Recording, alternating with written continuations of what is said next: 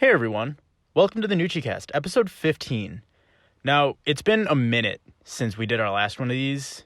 It's been like a month, I think. That's not to say I've been silent. If you're listening to this and you haven't seen my exploration of The Last of Us Part 2, honestly, pause this or whatever and go watch that. That's going to be much more of like a detailed thing on The Last of Us. And it's one of the best videos I've ever made, honestly. I really enjoyed making it. And putting it out and seeing what people have said. So go watch that. But if you have seen that, then thank you. It is raining here. So I am just going to catch up on things that have been happening in gaming and then move on a little bit into some other like kind of miscellaneous things. But I want to go... I'm not going to talk about all the news that's happened because obviously there's a lot that's happened, but... one of the big news items that has come out of the past few weeks is the idea that 2K Games talked about 2K21 and they put up their store listing for 2K21 on their page, and they said for next-gen consoles that it's going to be $70, that the base version of these games are going to be $70, kind of signaling that the next-generation consoles are going to have games with a $10 price increase, which would be the first time that that's happened in years. Like, I don't know when it was raised to 60, but it's been a while that games have been $60. It's just like as long as I've been playing games, which over a decade. So the PS3 generation might have been when it happened, maybe even before that, to be honest. But it was a sign that this might be a little bit of a turning of the tides where publishers are going to start to raise the prices on their games. And to be honest, consumers can't really do much about it if they wanted to. Obviously, the publishers could raise it to like $120 and consumers could speak with their wallets there. But at this point, if companies start to raise it like $10, it's not that huge of an increase when compared to the $60 price that it is right now.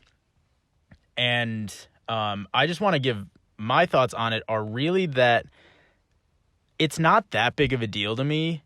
I buy personally so few games at launch that it's like it really doesn't make that much of a difference in the grand scheme of things. Like, I'm assuming that the average person buys maybe 4 to 5 games a year at launch, or maybe not at launch, but at full price.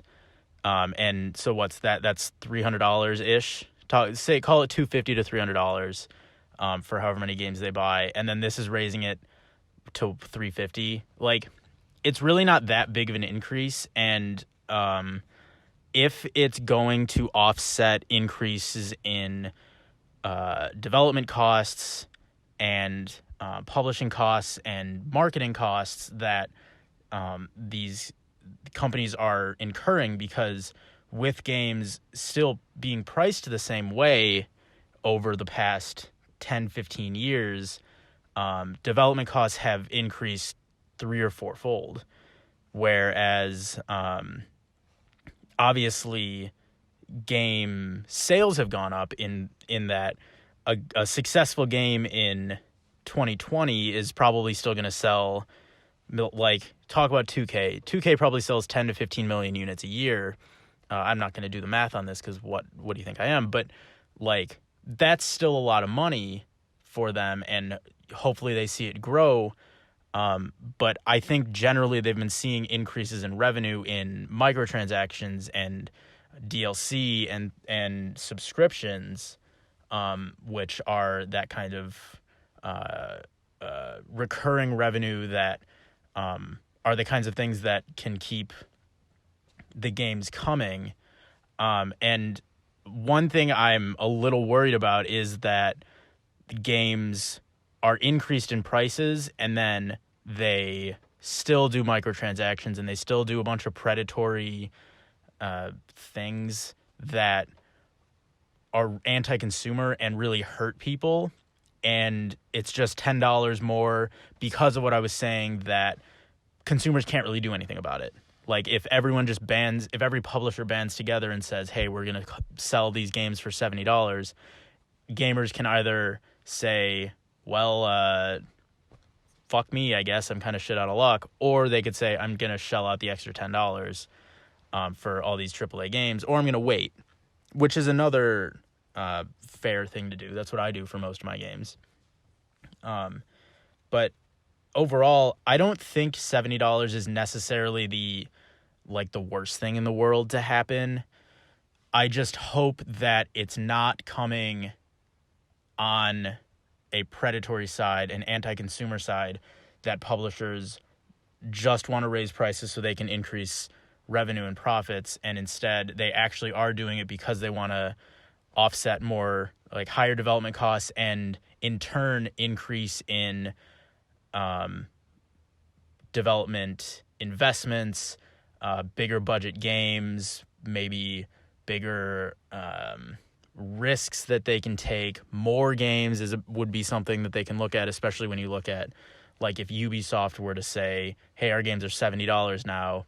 We're going to take it from the Assassin's Creed series, which we know is going to sell a lot, and we're going to put it towards something that we might not have been able to make before, but because we have this extra income, we can.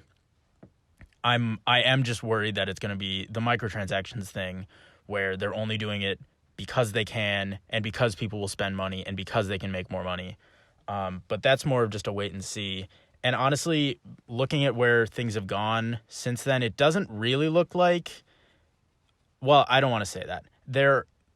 The signs that I would have expected have not come out that every publisher is going to follow suit. Because it's not like... It wasn't like they just wanted one person to say it or one publisher to say it, and then everyone else was like, oh, yeah, we are too. But instead, it's like 2K said it, and everyone has kind of backed away, or at least just remained silent, and nothing else has really come out. So that's kind of just something we'll see when pre-orders start to come out for games. That then we'll be able to understand more of it. But yeah, we'll wait and see on that. The next item on here is that since last time, there have been two quote unquote big events that have happened. The first was EA Play, which I honestly don't really have much to say about. It was just EA talking about, their stuff Madden, FIFA, sports games. The big reveal there was that they had Skate coming back. I was never a big Skate fan. I appreciate it because it was funny and it had memes, but I appreciate it more as kind of a relic of a generation ago of games, and I'm happy for the people that enjoyed it and wanted it back and are getting it back. I don't really care personally, but good for them. Good for EA. The games that they have, the new Star Wars game doesn't really interest me. So, whatever. EA has things. I respect EA. I really like a lot of the games EA puts out. Right now, they're kind of in a middle ground. Ubisoft had Ubisoft Forward a few days ago. This had more games that I was personally interested in just because they're big open world games that I'm, that kind of speaks a little bit more to me, just straight up. But I was a little, not disappointed, but just a little befuddled at the structure of it. I think I was just, confused that they didn't really set expectations going in. They basically said it was going to be like an E3 conference, but it wasn't. It was like a short version of the E3 conference that Ubisoft had a few years ago, where they took 2 hours and they showed every game, and then they brought someone on stage and interviewed them for 10 minutes, which just didn't feel right, because they got through the first game they showed. They said it was going to be 45 minutes, and then the first game they showed was Watch Dogs Legion, and they took 15 minutes on it to show a 3-minute trailer total, because they showed the little cinematic at the front, the short film about it, which was cool, but I was like, I don't know. I didn't really need to see that. I guess that's a way to get a lot of people to see that film that they probably invested a lot of money in, but I just really didn't need to see it. Didn't really add anything. And then they interviewed a developer, which again was cool, but I didn't really care. Like, I just want to see the game, you know? It's cool that they're highlighting developers. It's cool that they're giving light to the people behind the scenes that we're not really used to seeing. I think it was just a matter of setting expectations. And they did that for all the games except for Far Cry 6, which makes sense. I'm sure they're going to do that at the next one. But in terms of the games they showed, Watch Dogs Legion looks really good still. I mean, it's another Watch Dogs game. Watch Dogs, the series, has always spoken to me. Like, the first one was, like, a little gritty, so it was kind of, like, dark and whatever, but it was still really fun. And then Watch Dogs 2 was, like, right up my alley. Was about as me as you can get in terms of, like, it being a modern, open-world game. The hacking was fun. It was lighthearted. You could just run around and dick around for 4 hours at a time. It was exactly what I needed. I loved it, and I'm really excited for Legion. It looks, honestly, tone-wise, like it's a little more the first game, because it's like, it's not Watch Dogs 2 where it's like, oh, we're hackers and we're like young and hip. It's more like, oh, we're in a gritty London and puberty. We want to, like, you know, like, change the world, whatever. But otherwise, it was like Assassin's Creed Valhalla, honestly, was the game that it didn't speak to me the most, but it was the one that in the conference exceeded my expectations the most, in that I was not expecting to be interested in this game. Like, I haven't really I guess I've been playing Odyssey a little bit, and I've been enjoying it, but it's more just like a check the boxes kind of thing. But I haven't enjoyed an Assassin's Creed game since 3, which I know is weird because people didn't like 3. But I really liked 3, and I didn't love 4. And then since then, I've played like a little bit of Unity and a little bit of Syndicate. And that's it. And I haven't liked any of I haven't, like, really, it hasn't clicked with me. But this is a game that looks like it could click with me. The gameplay looked fun, the combat and the ship gameplay, which apparently is just now a staple in Assassin's Creed. Which doesn't really make sense, but whatever. Just in general, Valhalla looks really good. I'm excited to see more, and that's more of a game that I'm excited to see reviews on. Just, like, see what comes out of it. Whereas that was a game that I did not at all expect to enjoy or play at all, honestly. But I'm considering it now. But the biggest thing that to come out of Ubisoft Forward, honestly, was Hyperscape, which I would love if that game came to fucking consoles, because I want it to come to consoles, because I don't have a PC to play it, and I don't like PC gaming. But Hyperscape looks just like a battle royale that is speaking to me. It's just, this is a modern, like, urban battle royale that looks fun. It's an FPS. It's just everything I want. I don't know why Apex doesn't speak to me, but Hyperscape looks like it does. I want to play it so bad. I want it to come to consoles. I'm just super pumped. It's just like, it looks like Cyberpunk, like, 2027 battle royale, if that makes sense. And then Far Cry 6, which obviously looks great. Love Far Cry. Far Cry's 3 and 4 were 2 of my favorite games ever. Since then, honestly, they have kind of gone down in how much they've clicked with me personally. I did not like Primal at all. I played it for 5-10 hours. It just did not click with me one bit. I just didn't like it. 5 was a weird game that I enjoyed what I played, but I want to say I just got stuck at one point. Like, it was like a relatively early mission, and it was like, hey, here, go kill a bear or something. And I spent 2 hours trying to find this bear, and I just straight up couldn't. Like, I just could not find a bear to kill. So I kind of gave up on it. And then I never played New Dawn. So I'm hoping that 6 kind of brings it back to its glory. I know people liked 5. Obviously, I didn't get into it, like I said, but I'm hoping 6 kind of brings it back to where it was with 4 or with 3 and 4. There's a theory going around that Diego, who's the little kid from the trailer, is a young Voss. I don't buy it because I feel like if that were a theory, they wouldn't make it so obvious. Or like if that were the case, they wouldn't make it so obvious because that would be a big reveal. But it's a cool idea. Anyway, the other thing that is news is not actually news yet because it's going to happen, is the Xbox event, which is happening on July 23rd. That is next Thursday. That it's coming up. It's a big event. It's the biggest thing that we've seen since the PS5 event.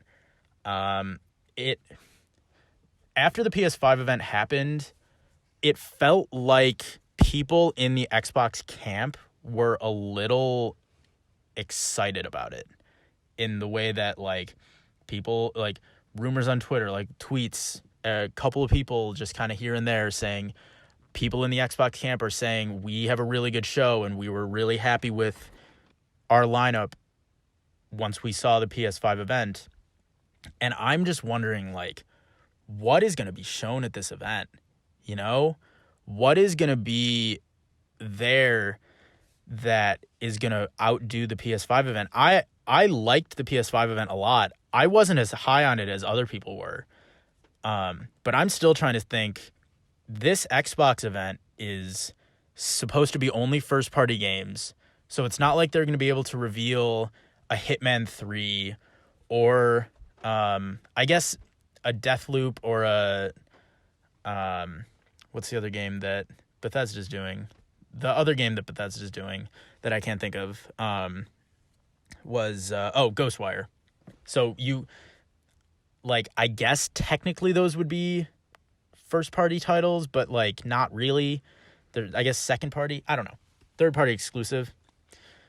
But I don't know if that kind of thing would count under this first-party studios mantra, because this is only supposed to be a first-party studio show, and yet the Xbox camp is really excited about it. And I'm genuinely curious what this is going to be. I tried writing down some predictions for it. I have a few, but I'm just so thrown off by hearing that, like, Phil Spencer was so confident in the lineup that they have for next week that I just don't know what to expect. So I'll go through my predictions. First, I think Halo Infinite kicks off the show. They've been touting it for so long, and it seems like a game that everyone knows is going to be there. Everyone knows it's going to be a tentpole, but I don't think they close with it because they've closed with it before. They closed with it last year at no. They closed with it 2 years ago at E3. And wait. No, last year. It doesn't matter. But they've closed with it before, and I think they're going to open it with it now because this is supposed to be like their E3 thing. I think they're going to open with it. They're going to say, like, look, here's the big one. Here's the one you know is going to be here. Here it is. Big blowout, like 10 minutes long, where they're going to say, Halo, this is our tentpole game. It's probably open world, is what it feels like. It's absolutely unbelievably big. It's, revamped gameplay, great story that we're going to, like, kind of talk about, and just all those things that make it huge. And that's 10 minutes of the show, and then the other hour and a half are things that we either don't know about or aren't sure are going to be there. Other prediction, I guess, the big ones are, you assume Ninja Theory is going to be there with something Hellblade related. Like, they announced Hellblade 2, but they didn't really show much of it. So you think they're going to be there. They didn't show a date. I think we assume it's 2021, but we also don't know. So I'm guessing they're going to be there. Also, Playground, I hope, is going to be there. I'm I'm more confident that Playground's going to be there than the Initiative, but I do think they're both going to be there. Playground is rumored to be making a Fable game, and the Initiative is rumored to be remaking Perfect Dark or rebooting it or something. And on that note, just kind of a side note, I've had these discussions where I think that the idea that Playground is making a Fable game and the Initiative is making a Perfect Dark game is not inherently bad. There are arguments that Xbox is just returning and recycling their IP that they have and know are valuable. But I think the inherent assumption there is that these games are going to be the same.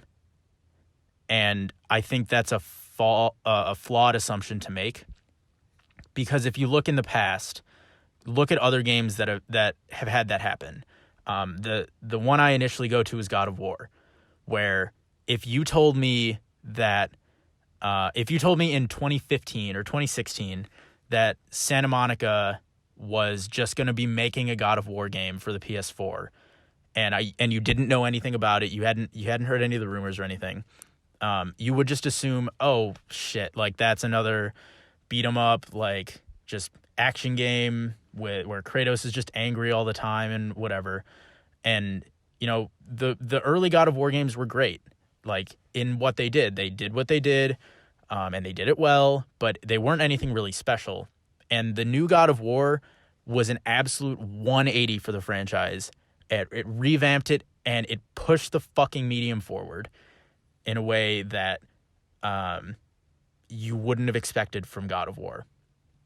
And I think that assumption is being placed on the Fable and Perfect Dark franchises in ways that are unfair to the people making those games because of what they can do. Fable and Perfect Dark have been dark for years now, like decade. Fable 4 was canceled in like 2014. And Perfect Dark hasn't been a game since like the original Xbox, I don't think. So it's been a hot minute. And if Xbox thinks that they can make a worthwhile game at Playground, which they just acquired and they have put a lot of money into to make an open world game like this outside of Forza Horizon, or in the Initiative, which they literally created a studio to make, if Xbox thinks that these IP and these games are worthy of those studios making them, then I believe that those games are worth being made. And I trust that they would do something innovative and forward-thinking, and at least to the point where they're not the same game and they're not just retreading old ground, and they're making something that makes sense for the next generation of consoles. So, yeah, I think I wouldn't be surprised if that's the theory or if that's what's actually happening, because it makes sense. Those titles have been dormant for years now, and I know they've wanted to bring it back, but we'll see. I think in terms of predictions, again, launch titles, Halo Infinite, obviously. I also think that Flight Simulator will be a launch title for Series X. They just announced that it's coming to PC in August, and they haven't announced anything about Xbox, and I'm assuming they're waiting until this event to say, like, oh, it's coming to Xbox, or like it's coming to PC this date, and it's coming to Xbox Series X at launch. It feels like that's what they're going to say. In terms of other launch titles, I don't think they're going to have any other Series X first-party launch titles, because in terms of like that game releasing on that day overall, because I think Phil has talked about them wanting to space out their first-party titles, because like if you put out 4 40-hour games at once, it doesn't really help the consumer. But if you put out a 40-hour game in November and then February and then April and then June, that's more like that spaces it out and probably does just as much for the consumer. And it gives them something to look forward to. I also think they'll talk about Tell Me Why, the Don't Nod game. I think it'll release before the Series X launches, and then it'll be a launch title, obviously, like with the Series X upgrade. And lastly, no price or date. I honestly don't think they'll talk about. I definitely don't think they're going to talk about date. Maybe they'll say November. I think that's assumed, but I really don't think. I think they're just going to keep it at holiday, and I don't think they're going to talk price. They don't really. I think they need to soon, but I think that's an August thing. They're going to talk about Lockhart in August. That's the rumor, and they're going to be like, oh, Lockhart is 400 and Series X is 500, or Lockhart, Lockhart, Series S, whatever, is 400 and X is 500, or S is 500 and X is 600. That's what I'm assuming is going to happen. But anyway, moving on past the news, I do want to talk about a bit what I've been playing, because the reason that I haven't done one of these in a while is because I've been playing a lot of games. Initially, so big one was The Last of Us. I'm actually going to get to that in a sec, so I'm going to move that last. I've reviewed 4 games over the past couple of weeks. Hunting Simulator 2, not good game. Do not like it. It's very, it's monotonous.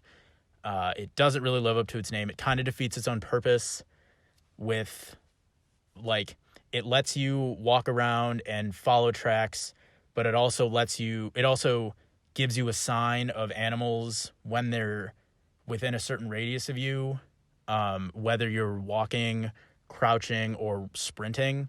So I basically just sprinted around the whole time and was able to be just as successful hunting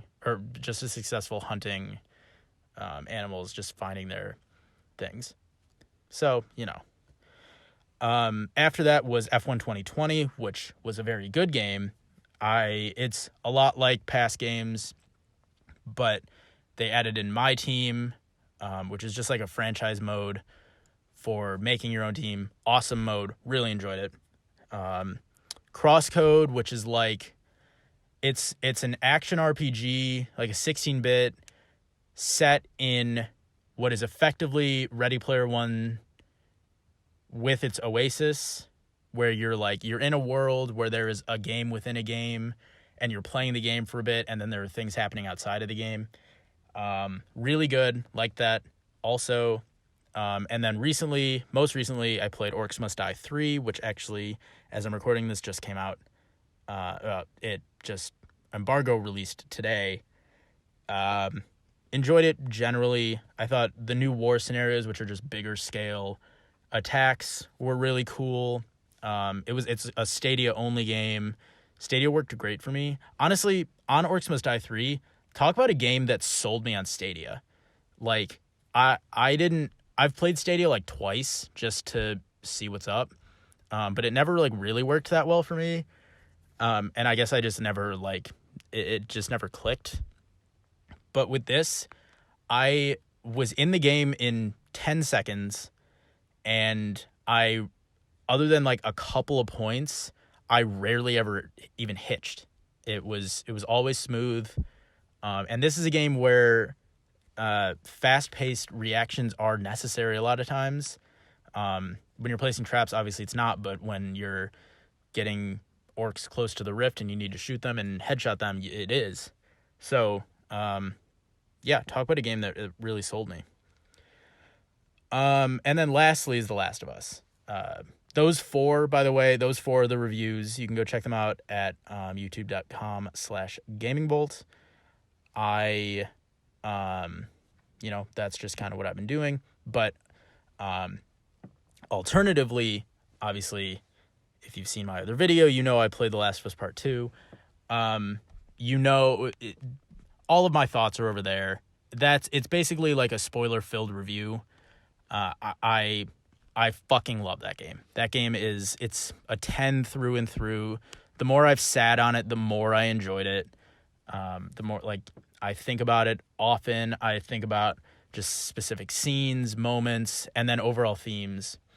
And it was just so good.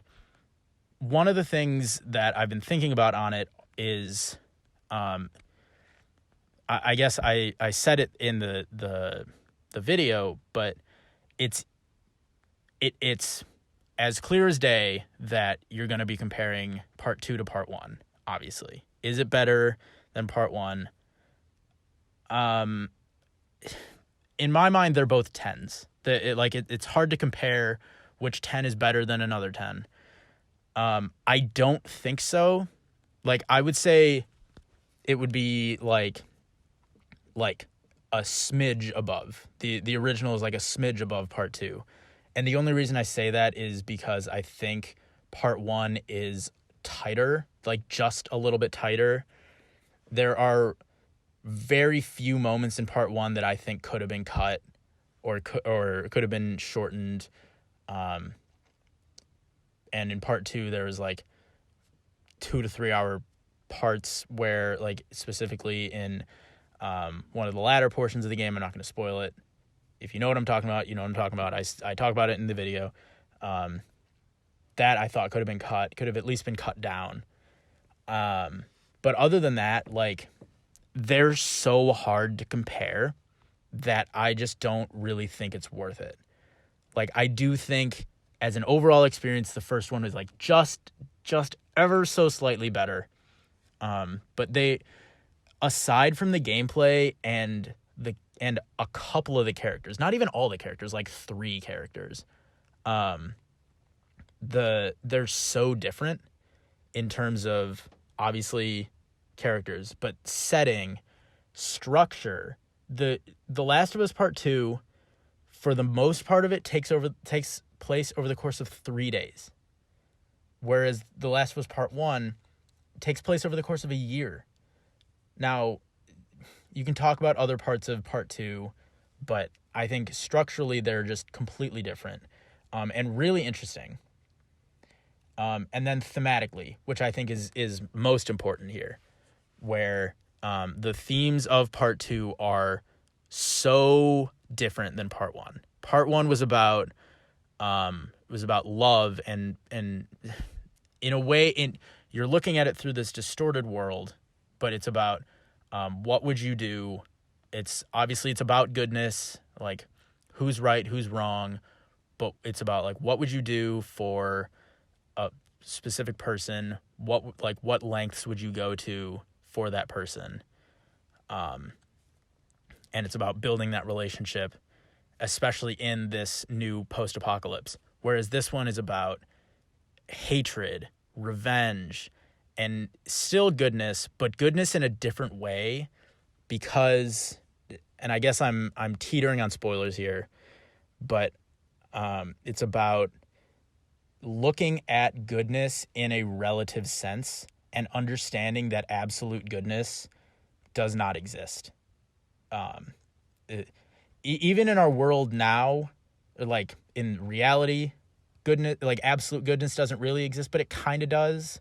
Like, there are people or acts that, like, if you hold a door open for someone, that's a generally good act, and it's hard to say, oh, that's a shitty act. But in The Last of Us, there are no absolutely good acts. I guess there's, like, saving someone's life, but if you look at the characters in this game, they are so morally gray in terms of they've done good things and they've done bad things, and they've done more bad things and they've done more bad things.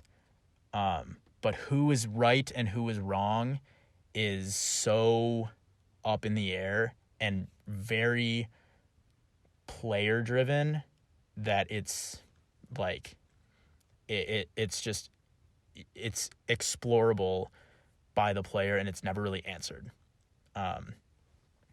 So yeah, that's what I think about Part 2. If you want to hear anything else, go listen to my more carefully scripted and well thought out exploration review, whatever you want to call it. Lastly, I wanted to comment on the discourse surrounding it surrounding The Last of Us, because I didn't have the game spoiled for me.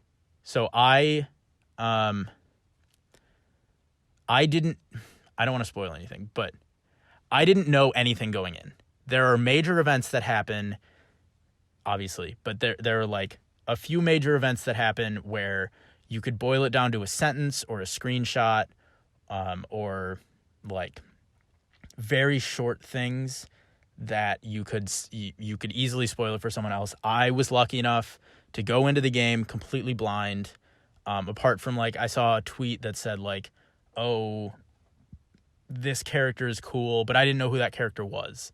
Or like, even, like I knew that Laura Bailey was playing someone, and I knew that Laura Bailey was a main actor, or was a very prominent actor. So like, I can assume that because Laura Bailey is playing this character that they're a main character, but I never knew anything about it. But the discourse surrounding this game is so frustrating because it feels like there are so many people who never gave it a chance. And that's obvious when you look at the Metacritic review bombing and user scores and comments on YouTube videos and like-dislike ratios, because, well, in terms of just logistically, this game takes 20-25 hours to beat at the very least.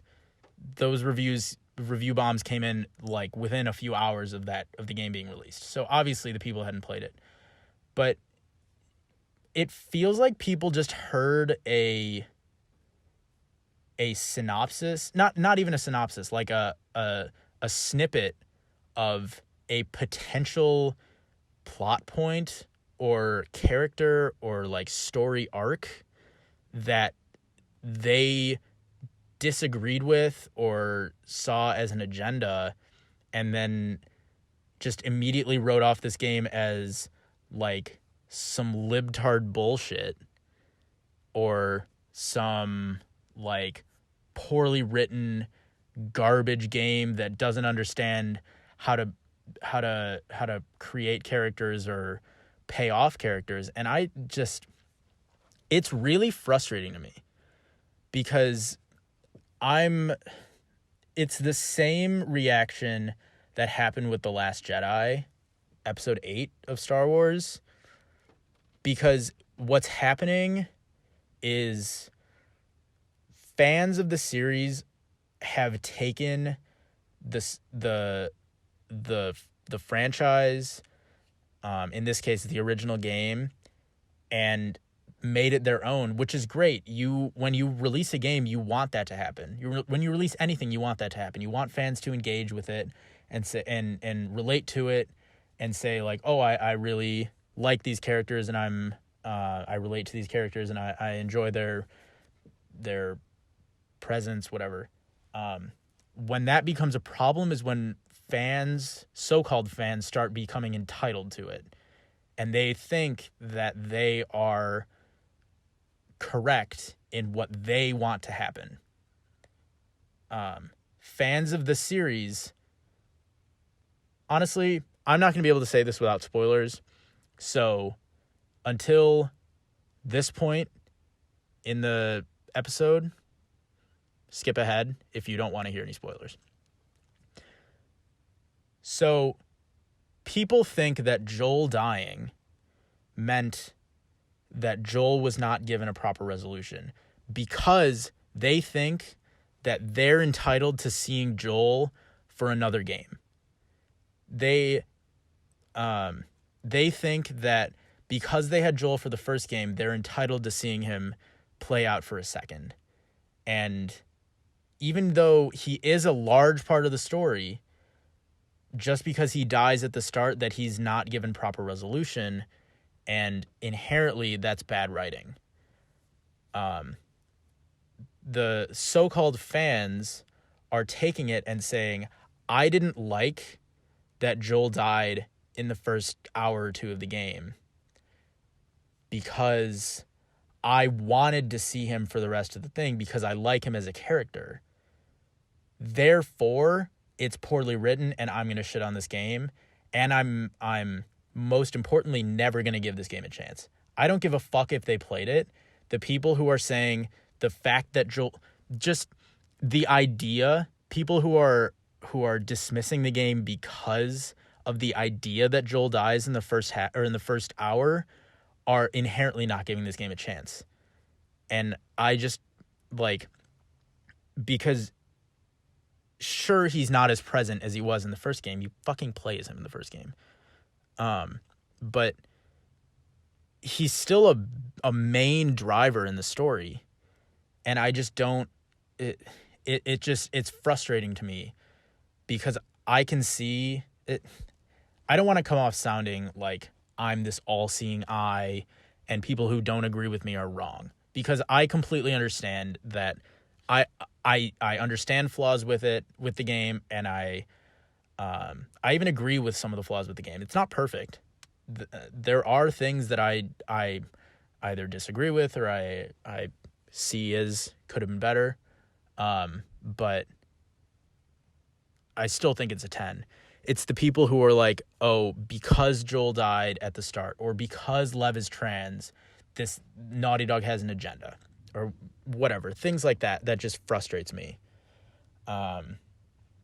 So, yeah. It's just made the discourse around this game become really toxic and pretty just terrible. Like I just don't want to talk about it anymore because I see so many people saying like Naughty Dog has an agenda, or I can't believe that like whatever happens. So, and because I disagree with it, then it's bad writing, instead of saying, okay, this was unexpected, but it's still well told, in my opinion, I guess. It's frustrating to me, because again, I welcome and respect peaceful and calm discourse and rhetoric surrounding it. Obviously I'm a critic. I write reviews. I'm going to shit on games sometimes. I do that. I just did it with Hunting Simulator.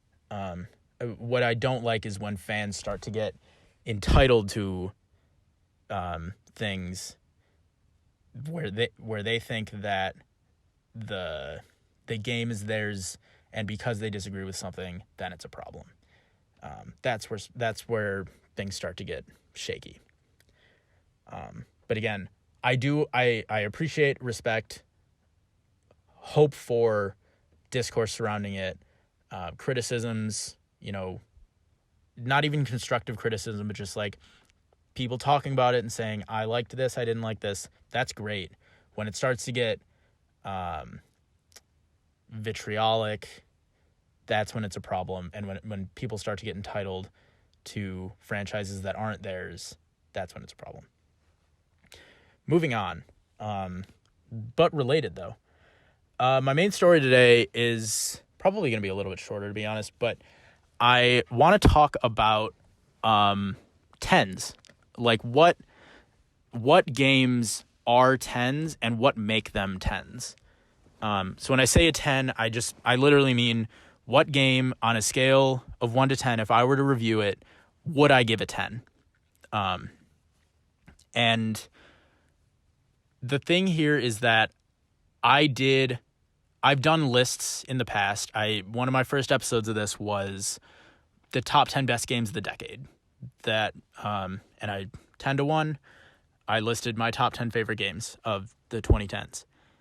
And the thing with that is that I don't necessarily think that a 10 is like that's not just it. Basically, the games that I would give a 10 are not necessarily the top however many games of that period. And it's hard to justify that because scores are so definitive, especially when you have a smaller review scale where you can only give something, when you have a 10-point scale or even a 20-point scale, but you can only give something 8s or 9s or 8.5 or 9.5 or whatever. But I want to go through what a 10 is and why the games that I would give a 10 would get them, and then some games that I wouldn't give a 10 that you might expect me to. So first of all, are 4 games that are probably pretty obvious. They're 4 of the last 6 games that Naughty Dog has released. It's The Last of Us, The Last of Us Part 2, Uncharted 2, and Uncharted 3. So I think each of these individually kind of explains my point about 10s in its own way. Because the thing about a 10 is that it doesn't just mean that a game is very, very, very good. I don't think when I'm reviewing a game that a game starts at a 10. I'm not saying, like, I'm going into a game, I'm pressing start in a game, it's a 10, and I'm docking it for everything that goes wrong. I'm doing that, but it's starting at like a 9, probably. Because if a game does nothing wrong, but doesn't do anything special, then it's not a 10. I think a game is a 10 when it doesn't, it does things great. It does everything it's trying to do very, very well, but it also pushes the medium forward. It does something innovative that really works. It does something that I've never seen before. It does something that is kind of transcendent in a way that I haven't either understood or I never could have seen coming. Story-wise, it tells a story in a way that I've never seen. It tells a story that I've never seen, structurally, things like that. So Uncharted 2 and 3, in their own ways, both did that. They both pushed the PS3 to its limit at the time. They both they were both stories that were among the best in gaming at the time. They were both really tech-driven, story-driven, masterpieces in what they did. And not only did they make great games, great fun games, but they were saying, here's a new bar. This is what games can be. And they were like, match us. 2 times in a row. The Last of Us, I don't see any way that it's not a 10, to be completely honest. Like, it's in my what I see is it's just, in story-wise, still the best story I've ever seen in gaming.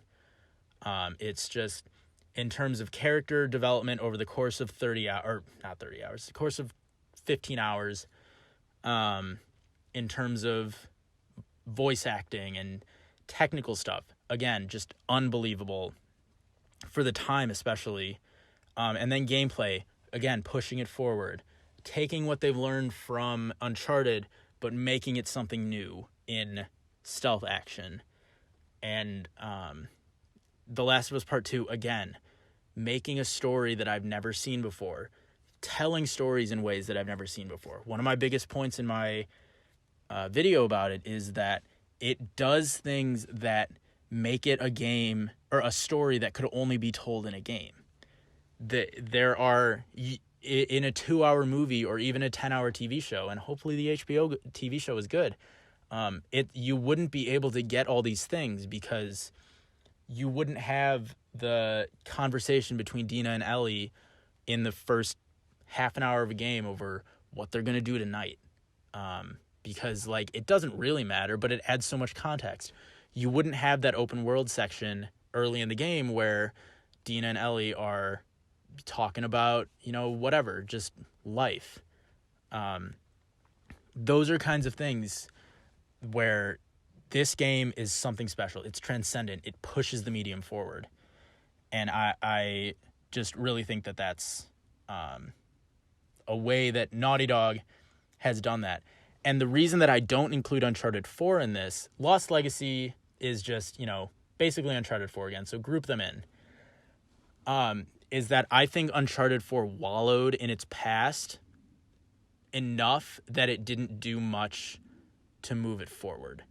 Where I still think that game's a solid 9.95, but it was so caught up in its past where, we're talking about, ooh, hey, Sam, like, what happened in the other games? Or, hey, let's play Crash Bandicoot. Great moment, but, like, not going to make a game transcendent.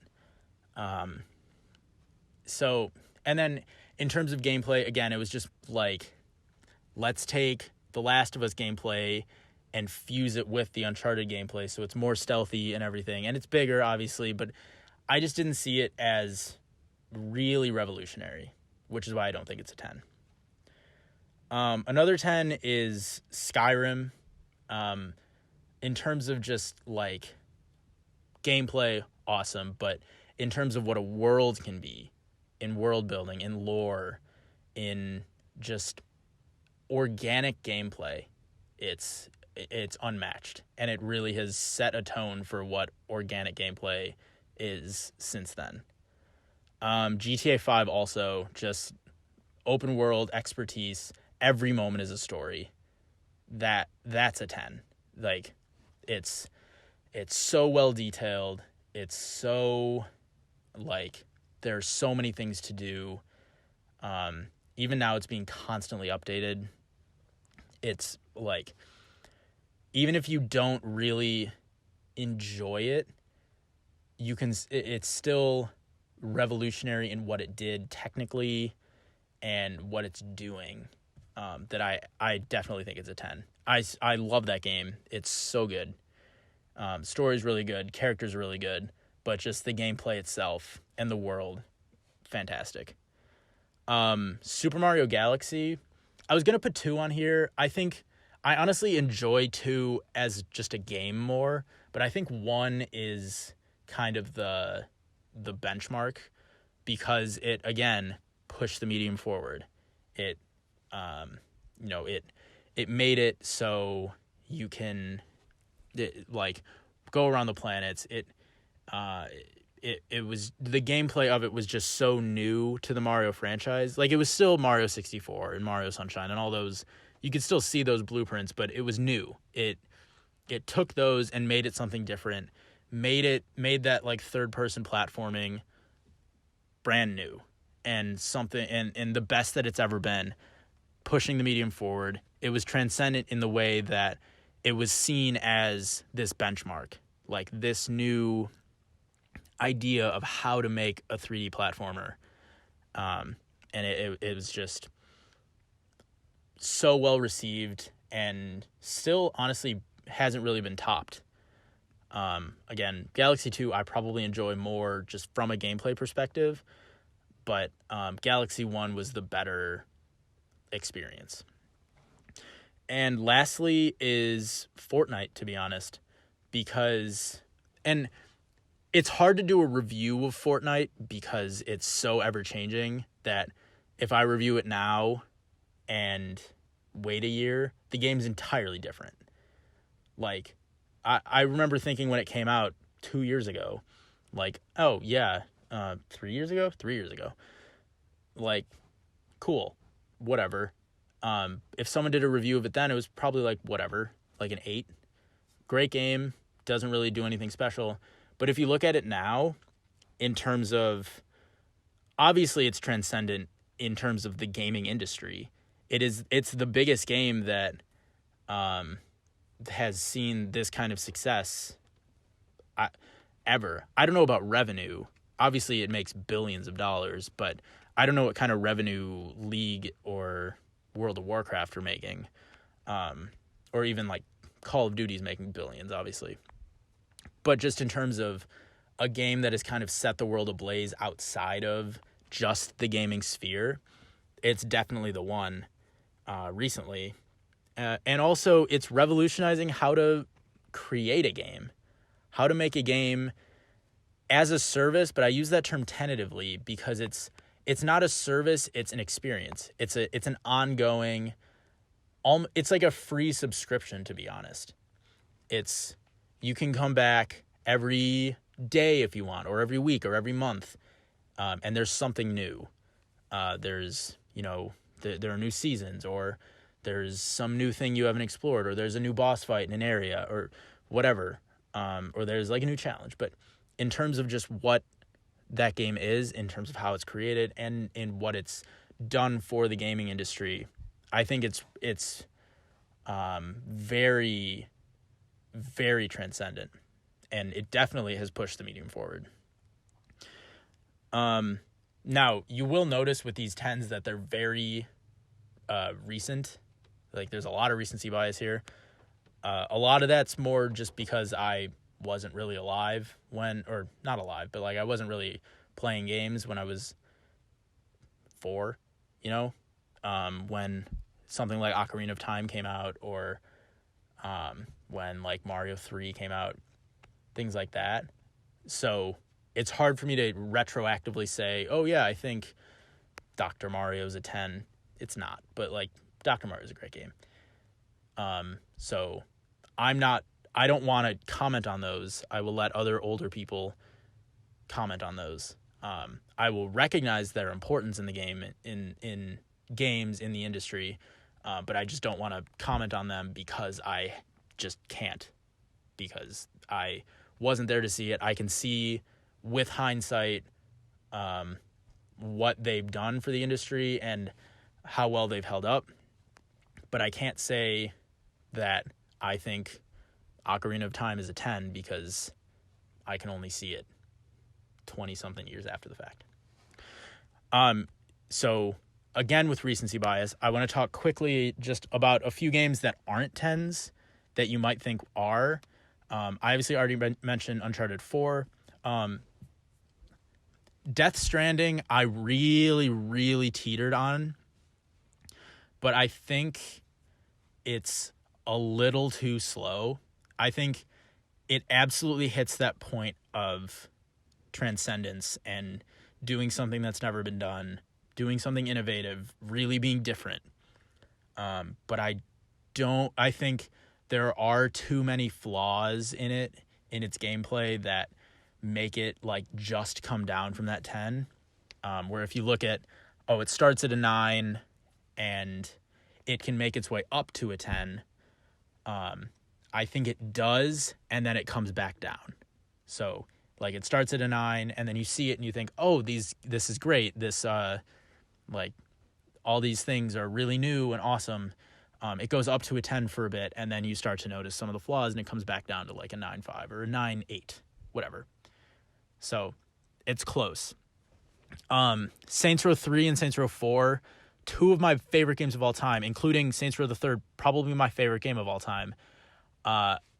Just from a quality perspective, I don't think those games are 10s.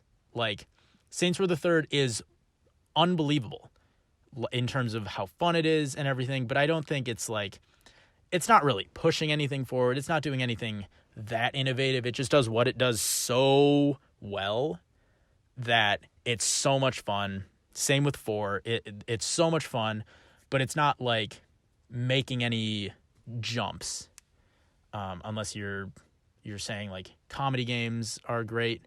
I wouldn't say that those games are 10s. I give them strong 9s, like 9.5s again, but not 10s. Spider-Man also, again, you're going to notice a common theme here. Great game, does what it does well, just not pushing it forward too much. And lastly, Forza Horizon 3. This, again, one of my top 10 games of the decade, one of my games of the year. Put 70-something hours in. I just don't see it as a 10 because it's basically the same as 2 It's not basically the same. It's very similar to Horizon 2 in terms of gameplay.